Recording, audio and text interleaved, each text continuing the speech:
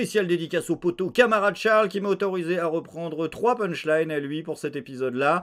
Du coup, je vous invite en échange, c'est le fameux win-win, à découvrir son excellente chaîne YouTube qui est en description de cette vidéo, qui n'est pas une chaîne humoristique pour le coup, donc ça vient pas de sa chaîne, mais je vous invite à découvrir sa chaîne dans laquelle il réalise notamment des interviews très intéressantes. Sur ce, bon épisode à tous et à demain.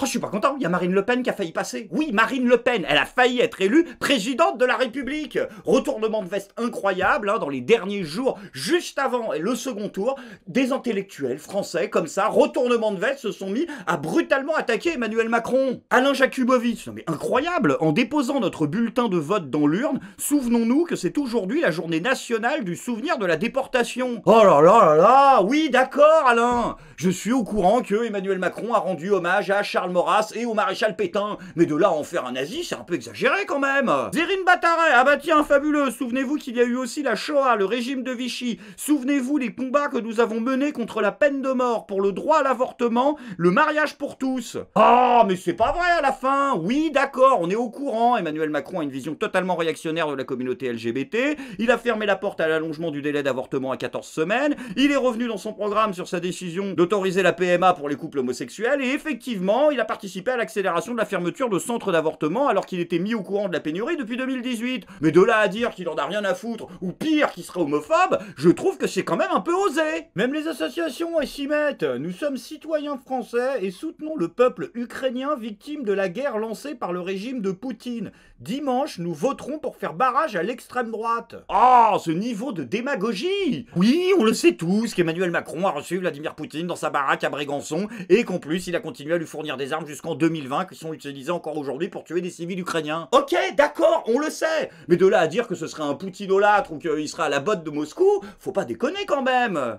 Bon bref, le plus important c'est qu'en dépit de toute cette propagande anti-Macron, Marine Le Pen n'ait pas été élue présidente de la République. Heureusement, les pires heures de notre histoire ne sont pas de retour, puisque Marine Le Pen, pour la 2e fois d'affilée, a échoué aux portes du pouvoir. Ça va être long là quand même, Marine. Mais ça va être très dur à assumer la filiation là du coup. Non, pas la filiation Le Pen, la filiation Jeanne d'Arc. Mais non, mais parce que c'est votre truc au départ. Oui, bah je suis désolé, Jeanne d'Arc à 19 ans, elle a déjà foutu les Anglais dehors. T'en as 53, t'arrives même pas à foutre Macron en dehors de l'Elysée. En tout cas, s'il y en a un qui doit l'avoir mauvaise, là c'est Vladou. Bah je suis désolé, il te prête 13 millions d'euros, t'arrives même pas à foutre dehors le mec le plus haï de France. À ce prix-là, l'autre il aurait pu se payer 2 fois et demi les Républicains. Je veux dire, à un moment, il n'y a pas d'hésitation à avoir. Ah d'ailleurs, en parlant des Républicains, Valérie Pécresse, heureusement, elle a fait son devoir citoyen et a voté contre l'extrême droite. Elle a pas sa carte d'électeur. On s'en bat les couilles. Valérie, oui, oublie ma carte, j'ai une copine, mais on s'en bat les couilles de tes soirées Morito.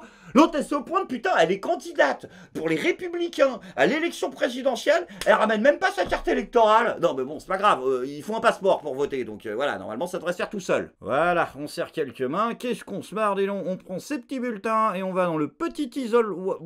Allô, elle va où, Gogolita?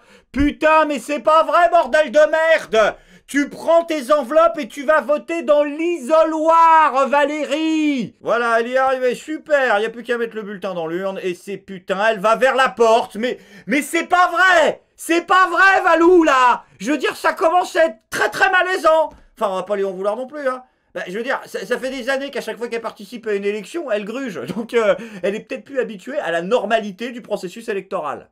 Bon, de toute façon, après, même si Valérie n'avait pas réussi à voter, ça n'aurait pas changé grand-chose, puisque, comme vous le savez, Emmanuel Macron a été élu président de la République, et comme le dit Aurore Berger, il a réussi ce que personne ne pensait possible. C'est vrai, t'as raison, il a réussi à être probablement le premier chef d'État de la 5e République élu par des gens qui ne veulent pas le voir gouverner à plus de 60%. C'est quand même effectivement un miracle. Il est donc réélu avec moins de 38% des suffrages des électeurs inscrits contre plus de 43 il y a 5 ans, le plus bas niveau depuis Pompidou en 1969. Et à l'heure où le service public français célèbre cette victoire avec un niveau d'objectivité journalistique qui ferait passer Alex Jones pour un zététicien, notre leader suprême a tenu à nous expliquer quelle serait la couleur de ce nouveau quinquennat. Cette ère nouvelle ne sera pas la continuité du quinquennat qui s'achève, mais l'invention collective d'une méthode refondée pour 5 années de mieux. Oh putain, non mais vraiment, ça fait 2 jours que ça a commencé, j'ai déjà mal au crâne. Écoute-moi bien le happiness manager de mes couilles. Tu vas te la foutre au cul, hein, ton invention collective là. Non, parce que je sais très bien, sur le papier, c'est ouais, génial, il pense à nous. Non, ça veut dire, dans 1 an et demi, quand je me serai totalement gaufré, je pourrais dire que c'est pas ma faute, mais notre faute collective. Je crois dans l'économie sociale de marché. Je sens qu'on va passer un merveilleux quinquennat. Enfin, un merveilleux quinquennat peut-être, mais on ne sait toujours pas avec qui, malheureusement, hein, toujours aucune indication concernant les noms des prochains ministres. Hein. Alors, seule chose qu'on sait, c'est que Emmanuel Macron souhaite un gouvernement resserré. Il a dit à une dizaine de ministres, peut-être une quinzaine. Oui, mais ça répond pas à notre question. Bah, combien de cabinets de conseil? En tout cas, une chose est sûre, il y aura des déçus dans la Macronie cette année, hein, avec un gouvernement resserré, probablement que beaucoup d'actuels membres du gouvernement, ou des personnes hein, qui en avaient été membres ou qui souhaiteraient l'intégrer, ne pourront malheureusement pas voir leurs rêves se réaliser. Bon, il y en a qui s'y attendaient, à l'image de Gérald Darmanin, hein. Bah si, il s'y attendait, le mec il part en vacances à Bali, donc au bout d'un moment, c'est que... Hein, bah si, il est à Bali, Darmanin. À Bali, un homme a été expulsé pour avoir dansé nu sur une montagne. Bah, c'est Gérald ça, je veux dire, il n'y a pas de... Hein?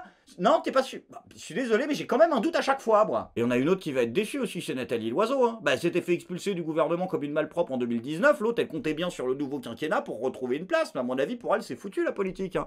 Putain, elle devient quoi, d'ailleurs, Nathalie Loiseau? Elle a arrêté, les conneries, la politique. Hein? Ah, elle a continué? Ah, d'accord. Ah, bah, je savais pas. Qu'est-ce qu'elle fait en ce moment? Hier, c'était la team BBC avec Hervé Berville pour commenter la victoire d'Emmanuel Macron à nos amis anglophones. BBC? Quelqu'un lui explique ou pas? Oh putain, quel coq. Conne. Non, mais je suis désolé, mais là, déjà qu'on a Marlène Schiappa qui écrit des bouquins de cul, si on a Nathalie qui s'attaque au 7e art, ça va être dur. Ça va être long. Nique ta mère. La rédaction de JSPC laisse aux parents regardant ces épisodes en famille le soin d'expliquer à leurs enfants le sens de cette blague. Merci de votre compréhension.